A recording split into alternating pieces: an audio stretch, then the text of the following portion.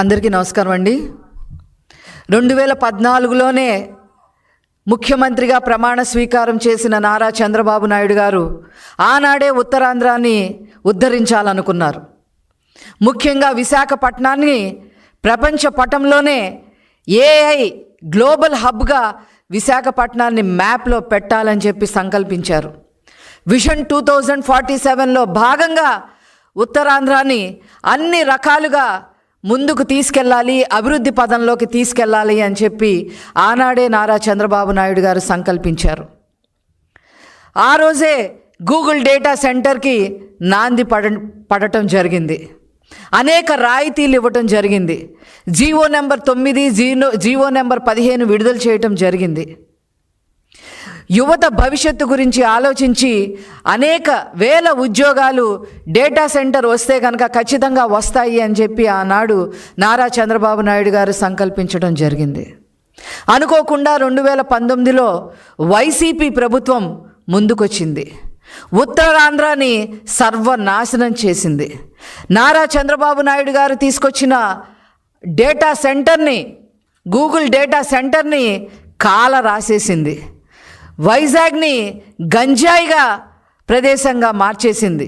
ఉత్తరాంధ్రాని కబ్జాల కోరుగా, భూ కబ్జాల మయం చేసేసింది. కిడ్నాప్కి నిలయంగా చేసేసింది. బ్లాక్ మనీకి అడ్డాగా మార్చేసింది. లిక్కర మాఫియాకి అంకురార్పణ చేసింది. ప్రజల్ని భయభ్రాంతుల్ని చేశారు.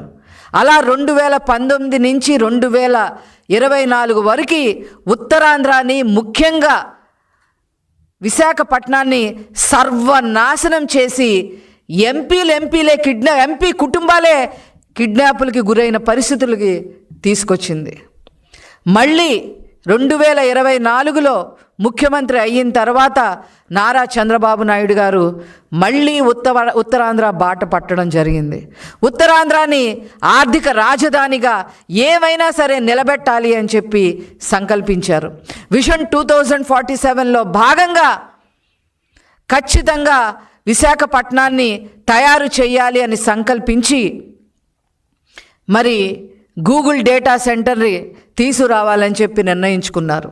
ఐటీ శాఖ అమాత్యులుగా నారా లోకేష్ గారు కఠోర శ్రమతో భయపడిన వాళ్ళని మళ్ళీ వాళ్ళకి ధైర్యం చెప్పి వైజాగ్కి ఈరోజు గూగుల్ డేటా సెంటర్ని తీసుకురావటంలో సక్సెస్ అయిన ఏకైక నాయకులు నారా లోకేష్ గారు.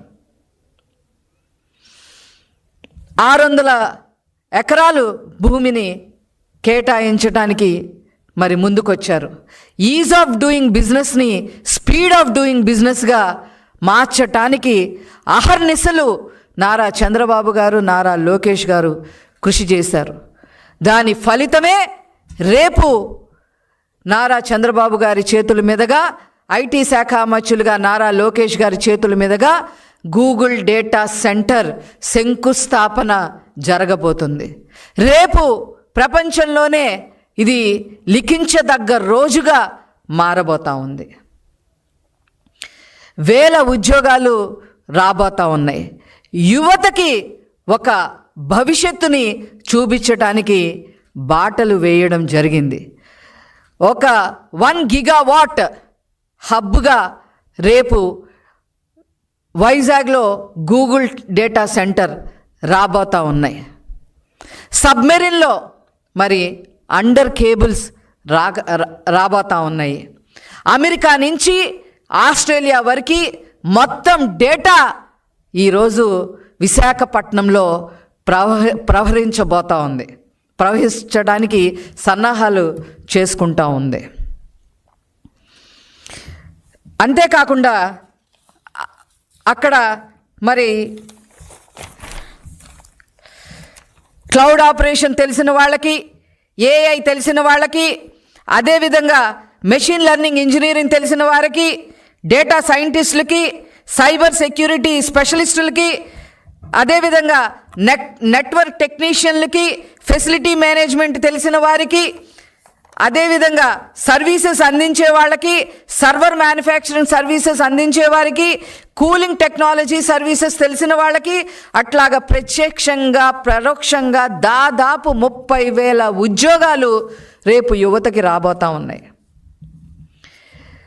ఇది ఇలా ఉంటే ఈ గూగుల్ సెంటర్ రావడానికి వీలు లేదు అని చెప్పి ఈ వైసీపీ అరాచక పార్టీ, ఈ వైసీపీ దోపిడీ పార్టీ చనిపోయిన రైతుల పేరు మీద భూసేకరణ జరగటానికి వీల్లేదు అని చెప్పి కోర్టుల్లో పిటిషన్లు వేయటం జరిగింది. ఇది పర్యావరణానికి అడ్డుగా నిలుస్తుంది ఈ గూగుల్ డేటా సెంటర్ అని చెప్పి పిటిషన్లు వేయటం జరిగింది. అంతేకాకుండా రాయితీలు ఇవ్వటానికి వీలు లేదు అని చెప్పి మా ప్రభుత్వంపై విరుచుకు పడటం జరిగింది. కోర్టు మెట్లెక్కడం జరిగింది.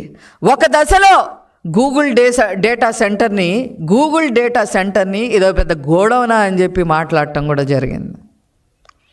వీటన్నిటికీ చర్మగీతం పాడే విధంగా కోర్టు వాళ్ళకి అక్షంతులు వేయటం జరిగింది. చాలా తీవ్రంగా వాళ్ళని పరిగణించడం జరిగింది. కోర్టు చాలా తీవ్రంగా వాళ్ళకి మొట్టికాయలు వేయడం జరిగింది.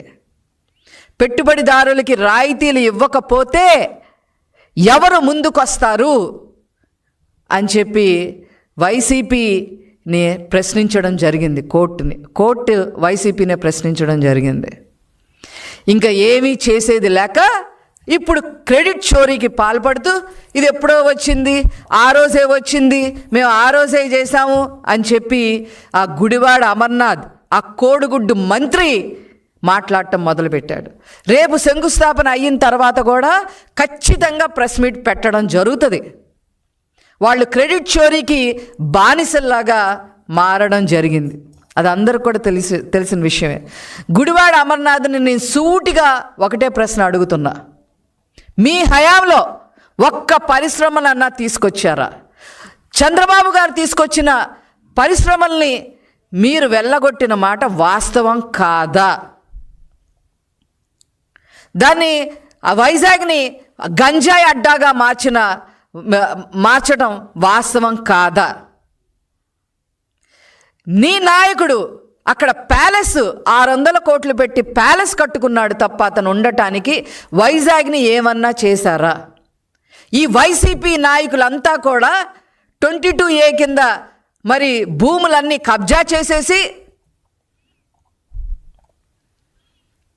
కబ్జాల మయం చేసేసి, అక్కడ భూముల కోసం కొట్టుకునేలాగా చేసి, మీ నాయకులు, మీ ఎంపీనే వాళ్ళ కుటుంబం కిడ్నాప్ అయిన పరిస్థితులు చూడటం వాస్తవం కాదా అని చెప్పి గుడివాడ అమర్నాథ్ని నేను అడగదలుచుకున్నా.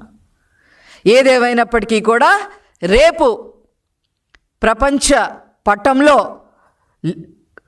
వైజాగ్ గూగుల్ మ్యాప్లో ఒక ఏఐ హబ్గా చేరబోతున్నందుకు నిజంగా ప్రజలందరూ కూడా చాలా ఆశాజనకంగా ఎదురు చూస్తూ ఉన్నారు. మీ పప్పులన్నీ కూడా ఉడికే పరిస్థితి ఏమీ కూడా లేదు. రేపు ఈ 30,000 ఉద్యోగాలే కాకుండా ఆ చుట్టుపక్కల కూడా అనేక సాఫ్ట్వేర్ కంపెనీలు రావటానికి ముందుకు వస్తూ ఉన్నారు. అవన్నీ కూడా ఖచ్చితంగా నారా లోకేష్ గారు ఐటీ శాఖ మచ్చులుగా అవన్నీ కూడా ట్యాప్ చేయడం జరుగుతుంది. ఖచ్చితంగా మొత్తం మీద ఉత్తరాంధ్రలో 5 లక్షల ఉద్యోగాలు ధ్యేయంగా నారా లోకేష్ గారు పనిచేయటం జరుగుతూ ఉంది. దీన్ని ఆపటం మీ తరం కాదు అని చెప్పి వైసీపీ నాయకులకి నేను చెప్తా ఉన్నా.